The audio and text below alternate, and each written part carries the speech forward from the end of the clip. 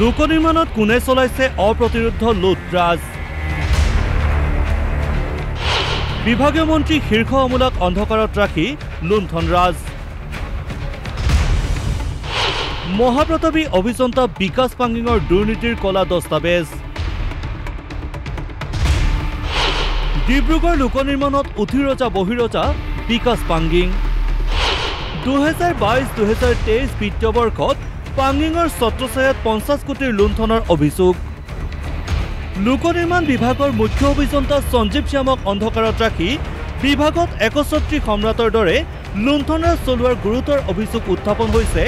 দুৰ্নীতিৰ সদাগৰ বিকাশ পাঙ্গিঙৰ বিৰুদ্ধে 2022-2023 বিত্তীয় বৰ্ষত ডিব্ৰুগড় লোক নিৰ্মাণৰ পথ সংমণ্ডলত সংঘটিত দুৰ্নীতিৰ ভয়ংকৰ কাহিনী পোহৰলৈ আহিছে আৰটিআই তথ্যত একেটা বছৰতে বিভিন্ন শিতানত একেটা কামকে কাগজে কলমে কৰা দেখুৱাই ৰাজকোষৰ ধন লুণ্ঠনৰ জাল মেলা এগৰাকী বিকাশ পাঙ্গিঙৰ দুৰ্নীতিৰ বিৰুদ্ধে ৰহস্যজনকভাৱে মৌন হৈ আছে বিভাগটোৰ আয়ুক্ত সচিব পৱন তেৰাং উজনি অসমৰ ডিব্ৰুগড় আৰু তিনিচুকীয়া জিলাতে 15 বছৰৰো অধিক সময় কাৰ্যনিৰ্বাহ কৰা বিকাশ পাঙ্গিঙৰ শিৰত আছে এগৰাকী ৰাজনৈতিক নেতাৰো আশীৰ্বাদ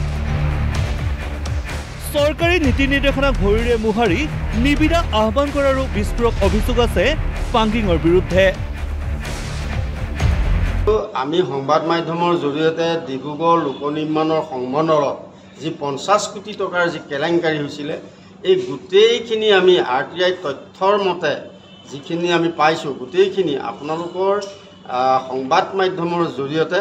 ইতিমধ্যে আমি অৱগত কৰিছোঁ বিভাগক কিন্তু আজি পৰ্যন্ত মুখ্য অভিযন্তা গৰাকীয়ে ইয়াৰ ওপৰত যি বিহিত ব্যৱস্থা গ্ৰহণ কৰিব লাগে সেই বিহিত ব্যৱস্থা আজিলৈকে গ্ৰহণ কৰা নাই তেওঁলোকে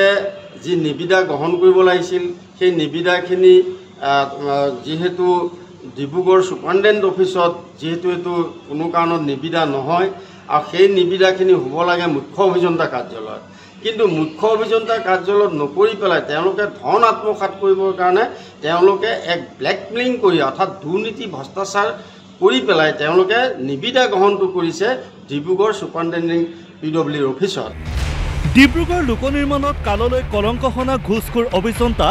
বিকাশ পাঙ্গিঙৰ দুৰ্নীতিৰ কলা কাহিনী পোহৰলৈ অহাৰ পিছতেই হাহাকাৰ লাগিছে উক্ত সংমণ্ডলটোত